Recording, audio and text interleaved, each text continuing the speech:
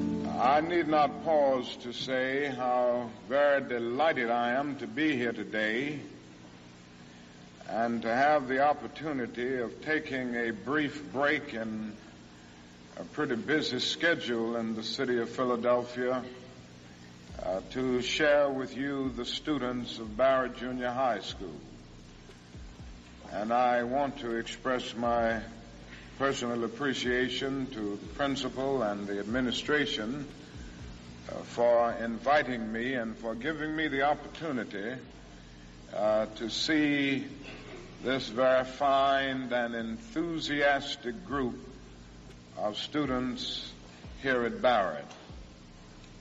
I guess I ought to start out with a commercial, and that is tonight we're going to have a great night in the city of Philadelphia at the Spectrum. Now, I know you've heard of that new impressive structure called the Spectrum. And I know you've heard of Harry Belafonte and Aretha Franklin and Nipsey Russell and Sidney Poitier and all of these other great and outstanding artists. Well, they're going to be here tonight at the Spectrum.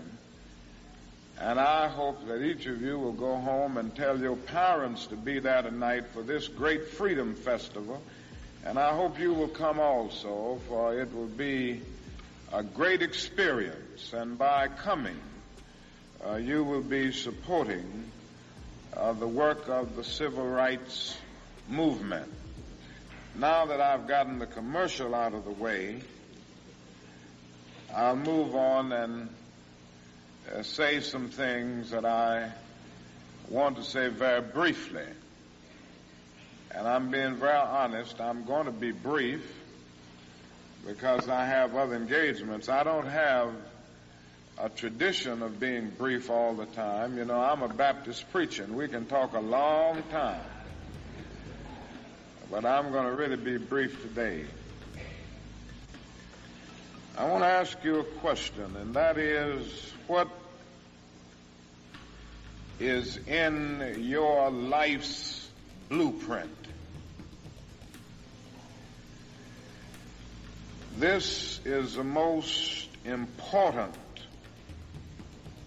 and crucial period of your lives, for what you do now and what you decide now at this age may well determine which way your life shall go. And whenever a building is constructed, you usually have an architect who draws a blueprint. And that blueprint serves as the pattern, as the guide, as the model for those who are to build the building. And a building is not well erected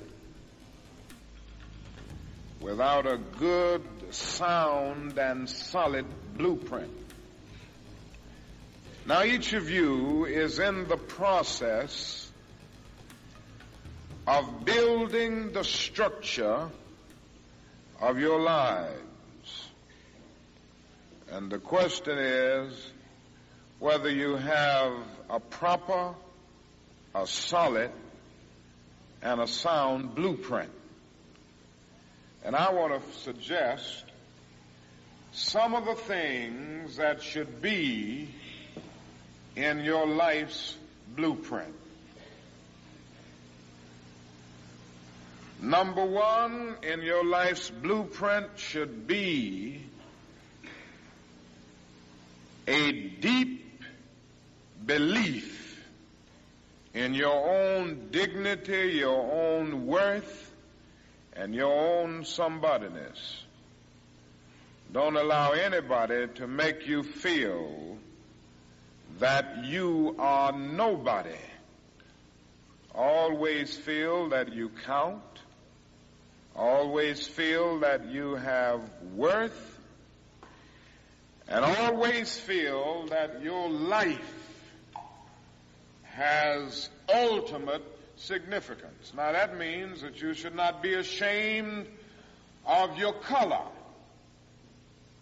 You know, it's very unfortunate that in so many instances our society has placed a stigma on the Negro's color. And you know, there are some Negroes who are ashamed of themselves.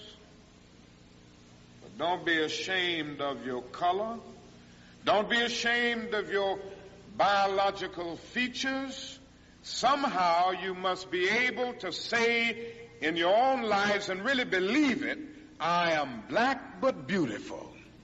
And believe it in your heart.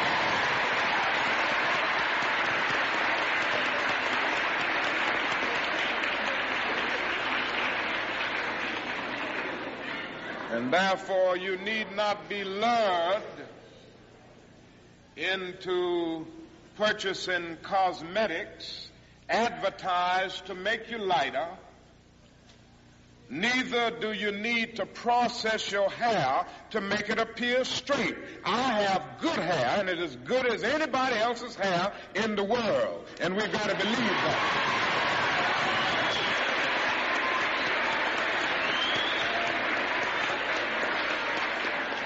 Now, in your life's blueprint, be sure that you have that a principle of somebodyness. Secondly,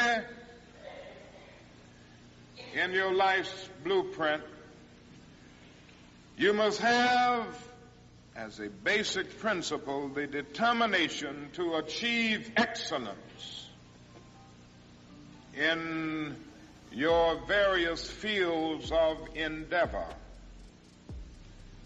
You're going to be deciding as the days and the years unfold what you will do in life, what your life's work will be. And once you discover what it will be, set out to do it and to do it well. And I say to you, my young friends, that doors are opening to each of you. Doors of opportunity are opening to each of you that were not open to your mothers and to your fathers. And the great challenge facing you is to be ready to enter these doors as they open. Ralph Waldo Emerson, the great essayist, said in a lecture back in 1871 that if a man can write a better book or preach a better sermon or make a better mousetrap than his neighbor, even if he builds his house in the woods, the world will make a beaten path to his door. That hadn't always been true, but it will become increasingly true. And so I would urge you to study hard, to burn the midnight oil. I would say to you, don't drop out of school, and I understand all of the sociological reasons why we often drop out of school.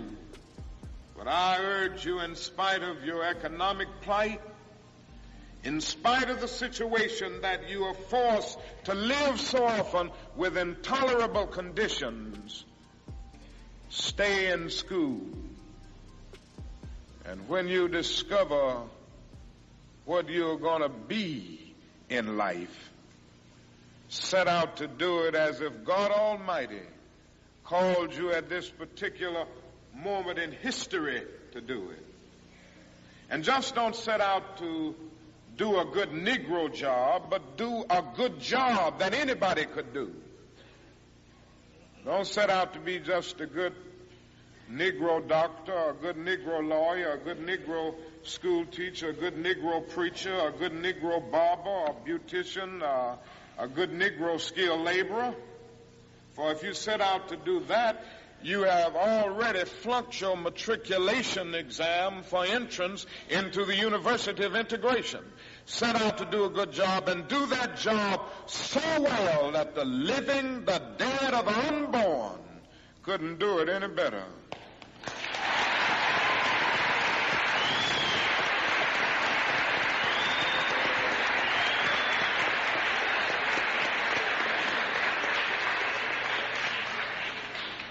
Falls your lot to be a street sweeper. Sweep streets like Michelangelo painted pictures. Sweep streets like Beethoven composed music. Sweep streets like Leontine Price sings before the Metropolitan Opera. And sweep streets like Shakespeare wrote poetry. Sweep streets so well that all the host of heaven and earth will have to pause and say, here lived a great street sweeper who swept his job well.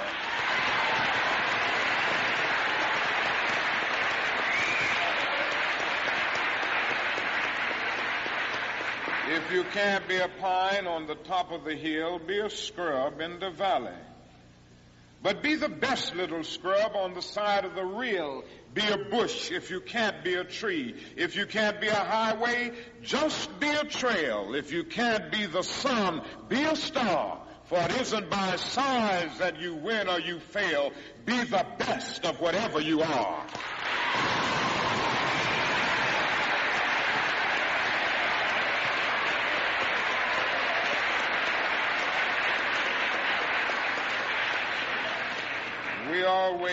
We already have some noble examples of black men and black women who demonstrated to us that human nature cannot be cataloged.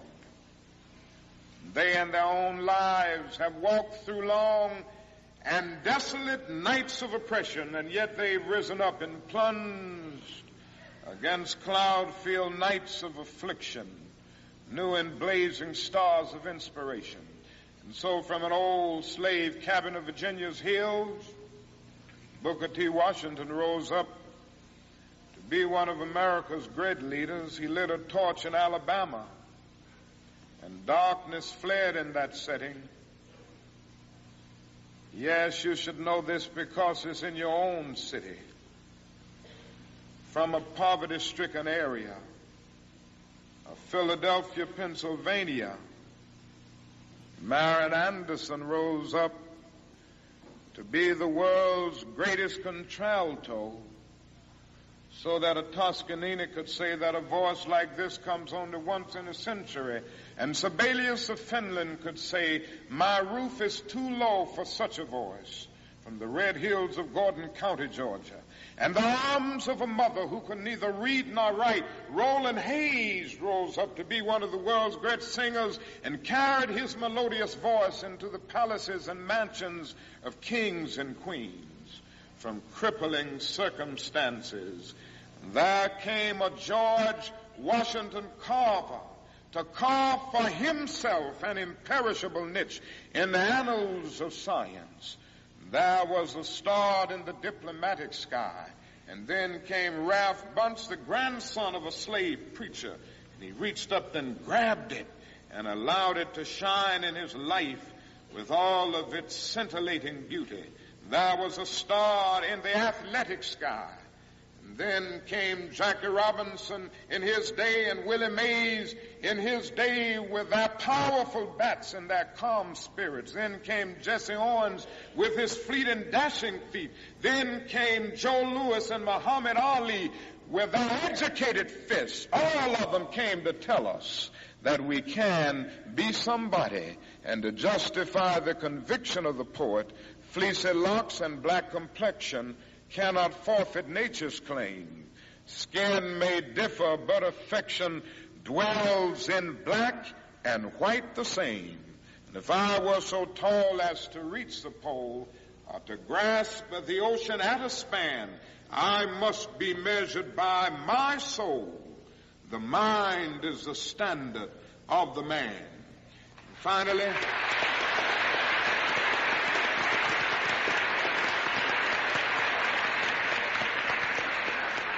finally, in your life's blueprint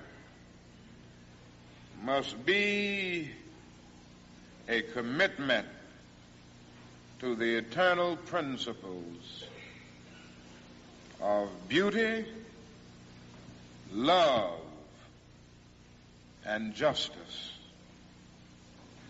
Don't allow anybody to pull you so low as to make you hate them. Don't allow anybody to cause you to lose your self-respect to the point that you do not struggle for justice. However young you are, you have a responsibility to seek to make your nation a better nation in which to live. You have a responsibility to seek to make life better for everybody. And so you must be involved in the struggle for freedom and justice. Now, in this struggle for freedom and justice, there are many constructive things that we all can do and that we all must do. And we must not give ourselves to those things which will not solve our problems. You've heard the word nonviolent and you've heard the word violent. I happen to believe in nonviolence. We've struggled with this method with young people and adults alike all over the South, and we have won some significant victories, and we've got to struggle with it all over the North because the problems are as serious in the North as they are in the South. But I believe as we struggle with these problems, we've got to struggle with them with a method that can be militant, but at the same time does not destroy life or property. And so our slogan must not be burn, baby, burn. It must be build, baby, build. Organize, baby, organize.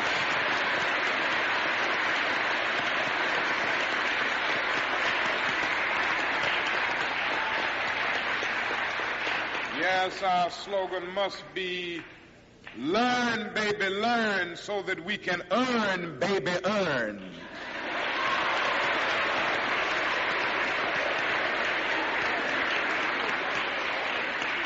And with a powerful commitment, I believe that we can transform dark yesterdays of injustice into bright tomorrows of justice and humanity. Let us keep going toward the goal of selfhood, toward the realization of the dream of brotherhood, and toward the realization of the dream of understanding goodwill. Let nobody stop us. I close by quoting once more the man that the young lady quoted, that magnificent black bard who has now passed on, Langston Hughes. One day he wrote a poem entitled Mother to Son. The mother didn't always have her grammar right, but she uttered words of great symbolic profundity. Well, son, I'll tell you, life for me ain't been no crystal stad. It's had tacks in it.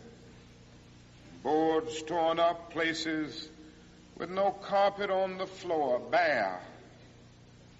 But all the time, I's been a-climbing on and reaching landings and turning corners and sometimes going in the dark where there ain't been no light. So, boy, don't you stop now. Don't you sit down on the steps 'cause you find this kind of hard. But I still going, boy. I still climbing. And life for me ain't been no crystal stair. Well, life for none of us has been a crystal stair. But we must keep moving.